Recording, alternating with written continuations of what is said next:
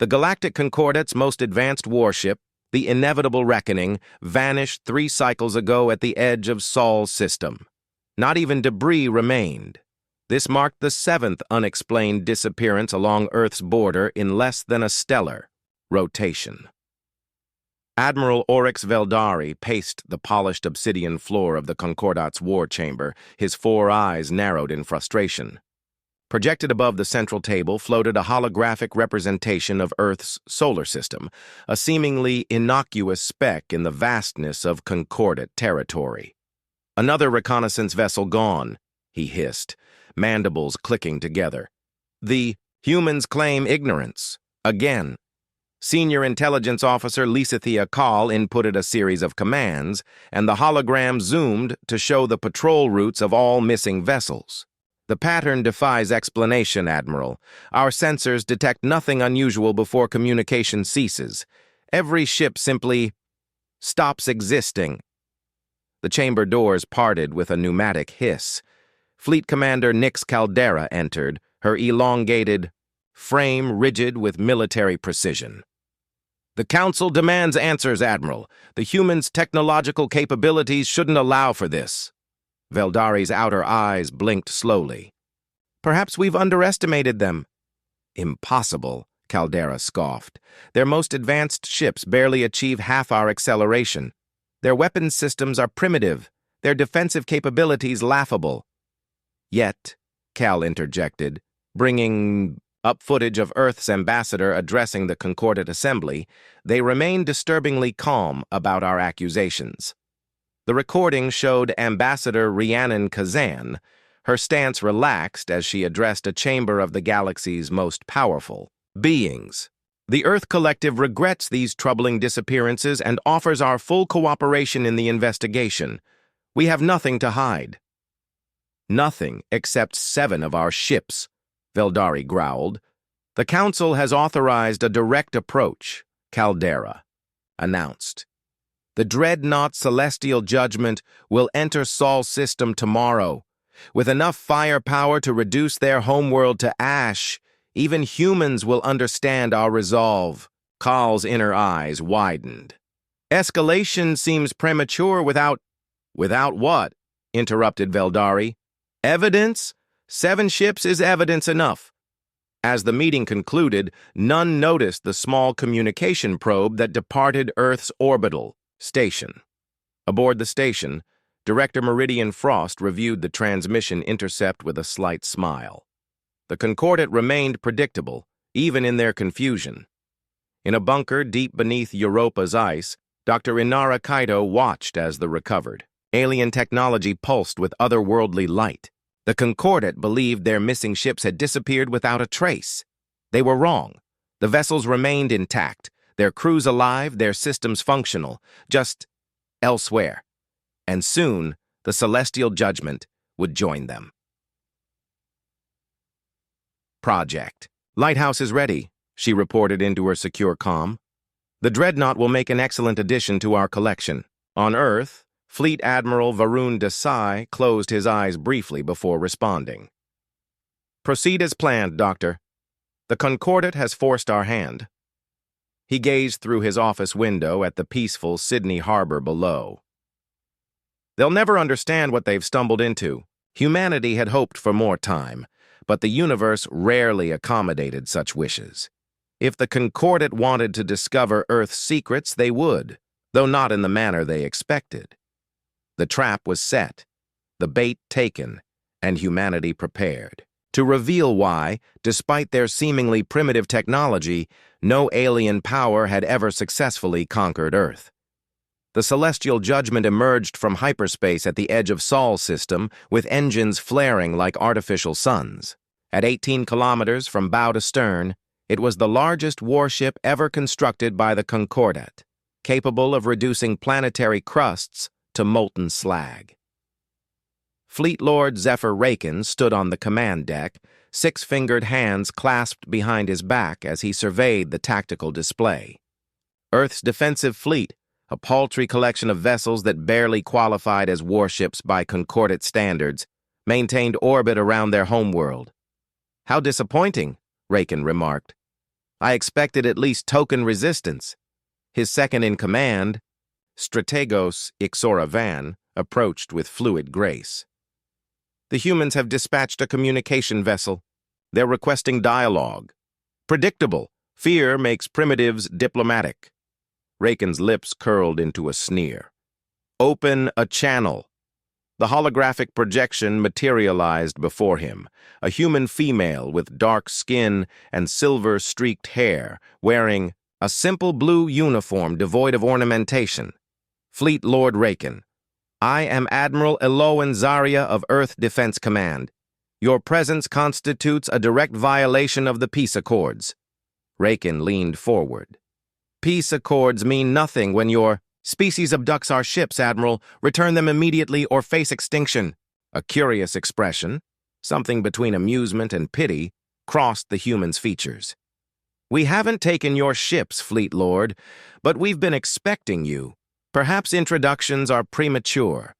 You should speak with someone who can offer proper context. Before Raken could respond, the transmission shifted. Now an elderly human male appeared, seated in what appeared to be a primitive wheeled chair. His eyes, however, held an unsettling sharpness. Greetings, Fleet Lord. I am Director Orion Blackwell of the Threshold Initiative. Your predecessors and I have had fascinating conversations. Raken's spine stiffened. What predecessors? The commanders of your missing vessels, of course. They're quite well, by the way. Confused initially, but most have adapted admirably to their new circumstances. Strategos Van stepped forward. This is deception. Our intelligence confirms humans lack technology capable of— Your intelligence, Blackwell interrupted gently, is precisely what we wanted you to have. Did you never wonder why a species as aggressive as humanity appeared so restrained in its expansion? So technologically stagnant despite our obviously inquisitive nature? On the tactical display, Raken noticed something alarming. 3 small objects had detached from Earth's moon, accelerating toward the celestial. Judgment at impossible speeds. Weapons locked, barked the tactical officer. You should know, Blackwell continued, seemingly unconcerned, that we've been aware of the Concordat long before you discovered us. We've studied you, prepared for you. The objects were now identifiable as small, featureless black cubes, each no larger than a shuttlecraft. What you're experiencing, Blackwell explained as alarms began blaring across the command deck, is the same phenomenon that claimed your other vessels. We call it translation, not teleportation. That implies movement through space. This is something different. System failures cascaded across the dreadnought. Engines, weapons, shields, all simultaneously malfunctioning. Don't worry, Fleet Lord, Blackwell said softly. Your ship and crew will remain intact. You're far too valuable for us to harm. After all, we've gone to considerable effort to collect you. The last thing Raken saw before the view screen went dark was Blackwell's gentle smile. The expression not of a primitive facing extinction, but of a teacher preparing a particularly important lesson. Darkness gave way to blinding light as Fleet Lord Raken regained consciousness.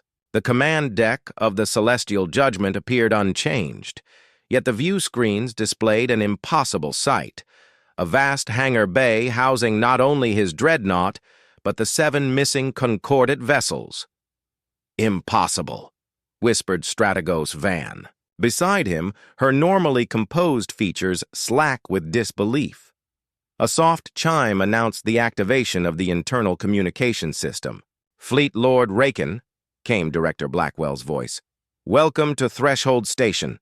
Please prepare your senior staff for diplomatic contact. My team will board your vessel shortly. Raken's claws extended involuntarily. If you think we'll simply surrender to primitive. Primitive is a relative term, Fleet Lord, Blackwell interrupted. Perhaps you should look outside before making assumptions. Beyond the vessels, the hangar walls appeared to be composed of a material that shifted between states of matter, sometimes solid, sometimes resembling liquid mercury, sometimes barely visible at all. Energy conduits pulsed with colors that human eyes couldn't fully process. This technology isn't human, Van whispered. Oh, but it is, came a new voice as the bridge doors slid open. Admiral Elowen Zarya entered, flanked by two figures in sleek exosuits that moved with uncanny precision.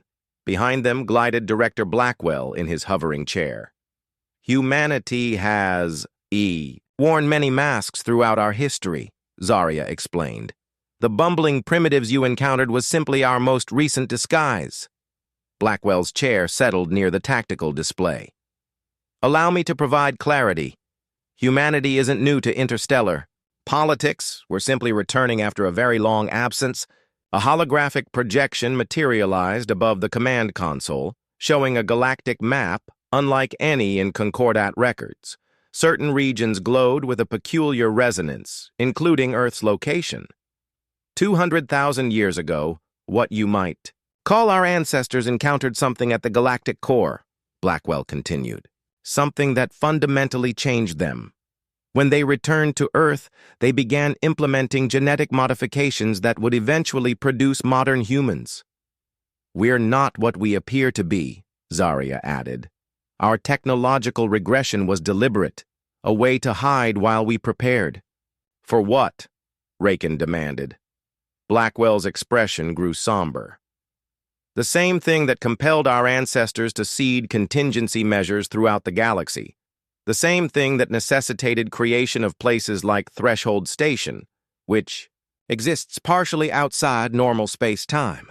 The hologram shifted to show massive structures hidden throughout the galaxy, all bearing architectural similarities to the station currently housing them. You speak of myths, scoffed Rakin. Ancient aliens and hidden technologies. Not myths, corrected Blackwell. History, albeit carefully erased history. Your Concordat occupies territories once belonging to civilizations far more advanced than either of us. Civilizations that disappeared not through war or natural disaster, but through systematic harvesting. Van stepped forward. Harvesting by what? For the first time, Blackwell's composure faltered slightly. We call them the Void Architects.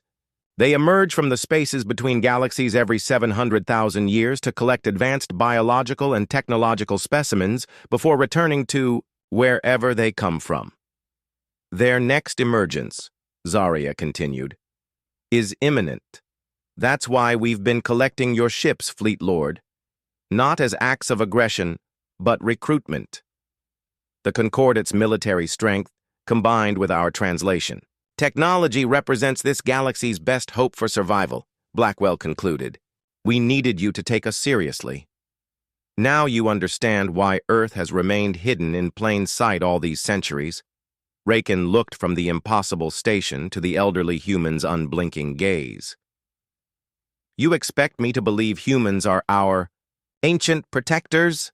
That you've orchestrated this elaborate charade to... A deafening alarm cut him off as emergency lights bathed the command deck in crimson. Director, one of the exosuited figures announced with synthetic calm.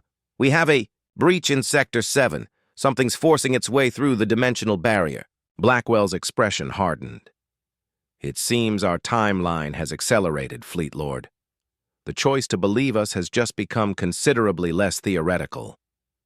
The journey to Sector 7 revealed the true scale of Threshold Station. What Rakin had initially taken for a large hangar was merely one small chamber in a structure that dwarfed planetary proportions. As their transport pod hurtled through crystalline tunnels, Blackwell explained further. The station exists simultaneously in multiple dimensional planes, the director said, his hovering chair keeping pace effortlessly. What you're seeing is only the portion your consciousness can process. Strategos Van, ever analytical, studied the passing architecture. These construction patterns don't match any known civilization. They wouldn't, Admiral Zarya replied. The original architects designed these stations over 1 million years ago. Humanity didn't build Threshold. We inherited it, along with 46 similar installations throughout the galaxy. The transport pod slowed as they approached a massive chamber where hundreds of humans and various alien species worked in coordinated precision around a central structure. a perfect black sphere suspended in mid-air, its surface rippling like disturbed water. The dimensional anchor, Blackwell explained. It's what allows us to perform translations, moving objects between dimensional states without traversing the physical distance. Rakin observed technicians frantically working at control stations surrounding the sphere. This is how you captured our ships. Captured implies hostility, corrected Zarya. We relocated them. The distinction matters. Before Rakin could respond, the black sphere pulsed violently, sending shock waves through the chamber. Alarms intensified as fracture lines appeared across its perfect surface. "Something's attempting forced entry," announced a technician with bioluminescent implants visible beneath her skin. "Dimensional signature doesn't match any established profile." Blackwell's expression darkened. "They found us sooner than projected." "Who found us?" demanded Rakin. Instead of answering, Blackwell gestured toward a secondary display showing deep space telemetry. At first glance, it appeared to show nothing, just empty void. But as Rakin looked closer, he noticed the stars themselves seemed to bend around certain regions, as though light itself feared to touch whatever occupied that space. "The void architects exist primarily in dimensions adjacent to our own," Blackwell explained. "What you're seeing isn't their physical form, but the gravitational distortion they create when approaching our reality." Another violent pulse from the sphere knocked several technicians off their feet. The fracture lines widened, and tendrils of absolute darkness began seeping through. "We need to initiate emergency protocols," Zarya ordered. "Begin station-wide evacuation to fallback positions." As chaos erupted around them, Blackwell turned to Rakin with unexpected intensity. "Fleet Lord, 7,000 Concordant military personnel now reside in this station. Your Dreadnought's weapon systems are fully operational, merely recalibrated for interdimensional targeting. We need your decision." "What decision?" Rakin's outer mandibles flexed with tension. "Whether to fight alongside us or die trying to." "Maintain your galactic superiority complex," Zarya stated bluntly. "The Void Architects don't discriminate between species. They harvest advanced life forms regardless of origin." The black sphere shattered with a thunderous implosion, creating a swirling vortex of impossible darkness. From within emerged a form that Rakin's mind struggled to comprehend. Geometries that shouldn't exist, angles that violated mathematical principles, surfaces that seemed to recede infinitely inward while simultaneously extending outward. Several humans activated what appeared to be primitive projectile weapons, but as they fired, the weapons emitted beams of condensed quantum energy that momentarily forced the entity back into the vortex. "Those aren't ordinary weapons," Van whispered. "Nothing about humanity is ordinary," replied Blackwell. "That's what we've been trying to tell you." As more entities began emerging through the widening breach, Rakin made his decision. He activated his neural interface, establishing direct communication with his vessel. "This is Fleet Lord Rakin. Prepare main batteries for dimensional targeting. Coordinates to follow." He turned to Blackwell. "If we destroy this anchor, what happens?" "The breach collapses, but we lose translation capabilities at this node," Blackwell answered. "We'd need to retreat to another station." Rakin nodded gravely. "Then we retreat and regroup. Better to sacrifice one station than face extinction." As evacuation orders echoed through Threshold Station, Rakin watched the human defenders holding back impossible horrors with technology that should not exist. Everything the Concordant believed about Earth and its inhabitants had been carefully constructed fiction.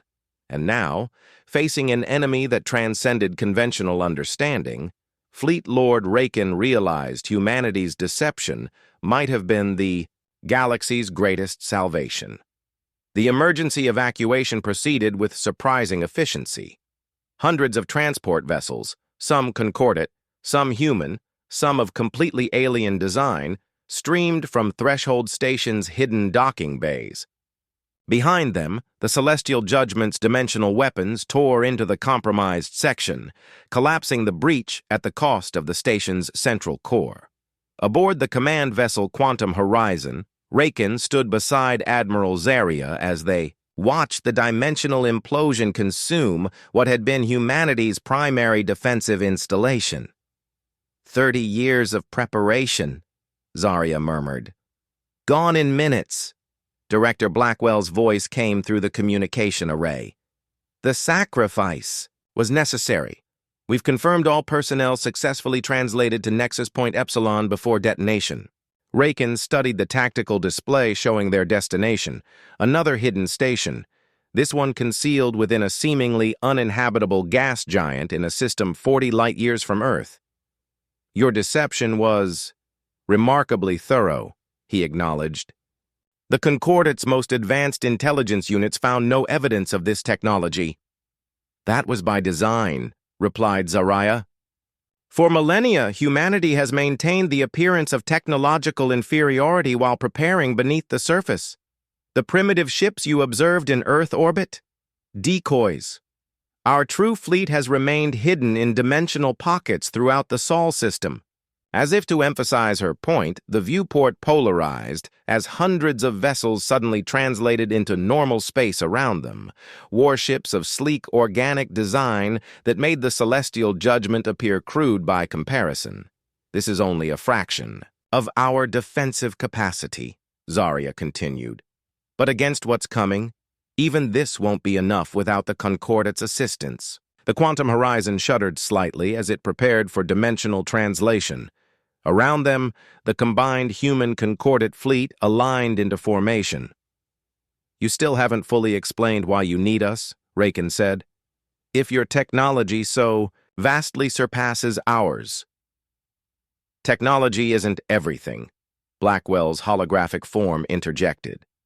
The Concordate possesses something humanity lacks: genetic diversity across multiple species.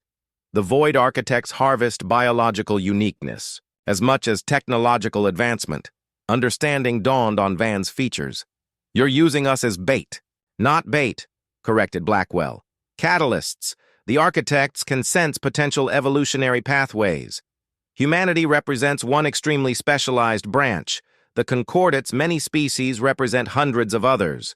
Together, we create a confusion of possibilities that might disrupt their harvesting patterns. The ship's systems announced imminent translation. As reality began shifting around them, Rakin made a decision that would forever alter the Concordate's future. I'll need to contact the High Council. They must understand what we're facing. Zaria's expression remained grave.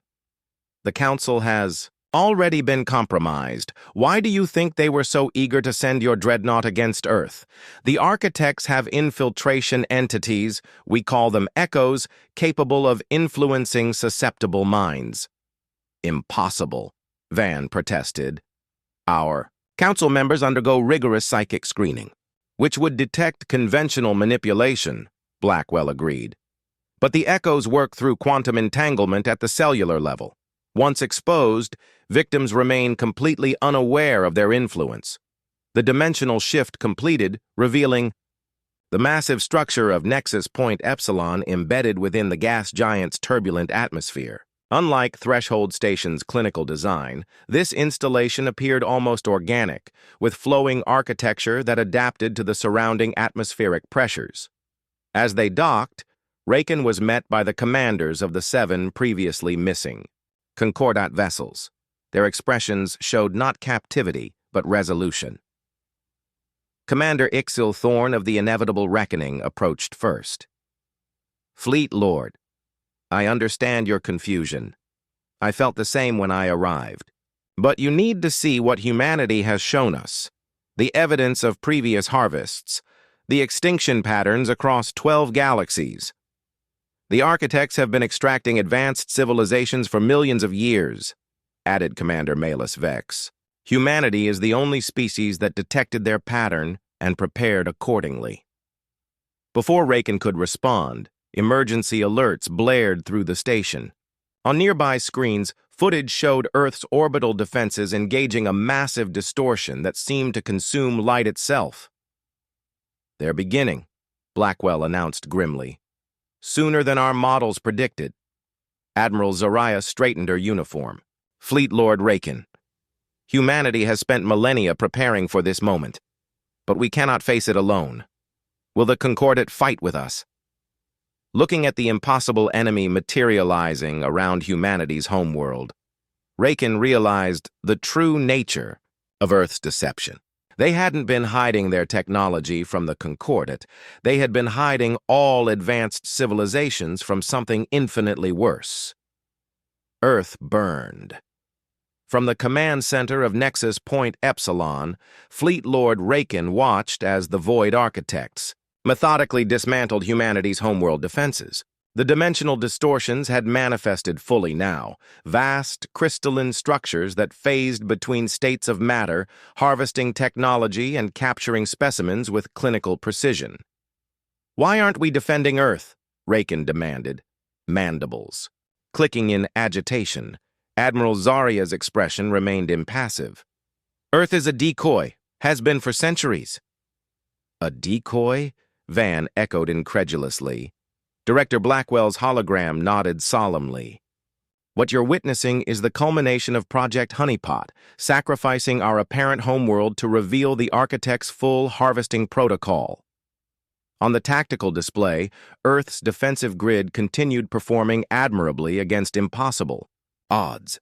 Orbital platforms fired dimension-warping charges that temporarily disrupted the invaders' cohesion. Ground-based weapons targeted the creature's dimensional anchors with surprising effectiveness, but it wasn't enough. The Architect's crystalline forms absorbed damage, adapted, and pressed forward with relentless efficiency.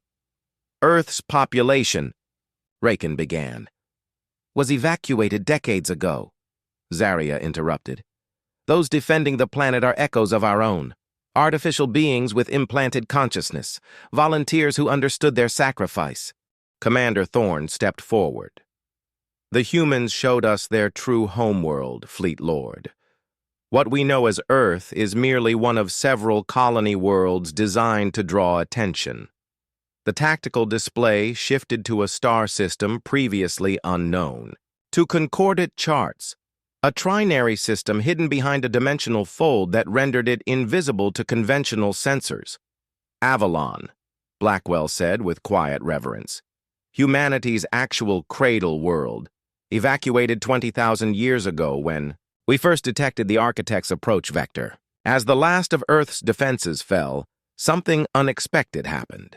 The harvesting patterns suddenly changed, becoming erratic, almost panicked. The crystalline entities began converging on specific locations, primarily military installations and research facilities. "They've taken the bait," Zaria announced. "Initiating Phase 2. Across Earth's surface, seemingly defeated defense systems reactivated with new programming. The remaining defenders adopted suicide tactics, deliberately allowing themselves to be captured while carrying quantum entanglement devices. Those devices," Blackwell explained, "will transmit the Architect's dimensional coordinates directly to our targeting systems. For the first time, we'll be able to strike at their point of origin." Rakin watched in grim fascination as Earth's sacrificial defenders were systematically harvested. Each capture transmitted vital targeting data before the connection was severed. "You sacrificed an entire planet as a targeting system," he remarked, newfound respect evident in his voice. "We sacrificed a decoy to save countless worlds," corrected Zaria, "including those under Concordat protection." The final phase of Earth's defense activated, a planetary core detonation sequence designed not for destruction, but dimensional disruption. As the planet's mantle cracked, the released energy wasn't explosive, but implosive, creating a localized dimensional rift that engulfed several Architect entities. "Translation coordinates locked," announced a technician. "We have their origin." "Point." Director Blackwell turned to Rakin. "This is the moment of decision, Fleet Lord. Our combined forces can strike directly at the Architect's dimensional pocket, but only if we move immediately while the rift remains stable." Rakin surveyed the assembled commanders, both human and Concordat. The choice before him wasn't just tactical, but existential. Everything he'd believed about humanity, about his own civilization's superiority, had been systematically dismantled. "The Concordat was created to bring order to chaos," he said finally. "If these architects threaten all sentient life, then they are the ultimate chaos." He straightened to his full height. "We will join your attack." Admiral Zarya nodded once, then turned to the command staff. "Prepare all vessels for dimensional translation. Target coordinates are being transmitted now." As the combined fleet assembled, Rakin stood beside Zarya at the main tactical display. "If we succeed—" "When we succeed," she corrected. "When we succeed," he acknowledged, "the galaxy will need to be rebuilt. The truth about Earth, about humanity's deception, will emerge." Zarya's expression softened slightly. "Deception implies malicious intent, Fleet Lord. We concealed our true nature to protect all sentient life, including yours. After today, perhaps, we can build something new together, an alliance based on mutual survival rather than dominance." The translation countdown began as thousands of vessels, human, Concordat, and others Rakin didn't recognize, prepared to traverse the dimensional barrier toward the architect's point of origin. "I never asked," Rakin said, as reality began shifting around them, "why humans call these stations threshold." Director Blackwell's hologram smiled for the first time since Rakin had met him. "Because, Fleet Lord, they represent humanity's true purpose. Standing at the threshold between existence and annihilation, guardians of a galaxy that never knew it needed protection." As dimension folded upon dimension, carrying their combined armada toward an enemy that had harvested civilizations for millions of years, Rakin realized the true meaning behind Earth's elaborate deception. The question had never been what Earth was hiding. The question was what humanity had been protecting all along. The final translation commenced, carrying them beyond the boundaries of conventional space toward humanity's longest war, a conflict waged in secret across millennia, now finally brought into the light. And in that moment, Fleet Lord Rakin understood why so many Concordat ships had disappeared without a trace near Earth. They hadn't been victims. They'd been recruitment. When the combined fleet emerged into the architect's dimensional pocket, they faced not the expected alien stronghold, but a graveyard of civilizations, thousands of captured vessels suspended in dimensional stasis, their crews preserved like insects in amber. And at the center, a massive construct of impossible geometry, pulsing with the harvested essence of countless extinct species. As the battle commenced, Admiral Zarya turned to Fleet Lord Rakin, her expression both resolute and hopeful. "This is why Earth hides, Fleet Lord. Not out of fear or weakness, but because someone must stand vigilant against the dark between galaxies. Someone must remember what others have forgotten. Together, humanity and the Concordat unleash their combined might against the ancient harvesters, not as conquerors or subjects, but as equals united against extinction itself. The stars themselves seemed to hold their breath as the fate of all sentient life hung in the balance. And across the dimensional void, the architects learned what countless would-be invaders had discovered before them. Underestimating humanity was the last mistake any species ever made.